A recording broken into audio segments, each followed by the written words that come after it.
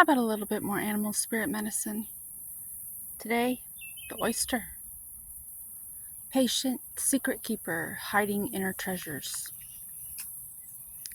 The focus and determination of the oyster is unmatched. Anything an oyster personality puts their mind to, they can achieve with grace and charm.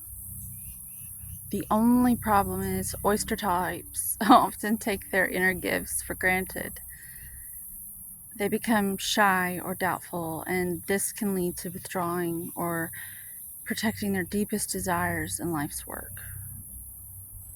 When the oyster wisdom appears, it's important to reveal your inner treasures.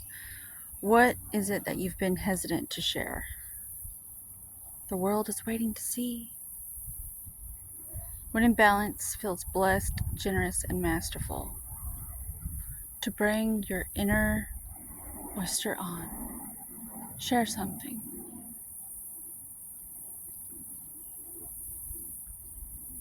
I am, right now. I'm sharing this with you.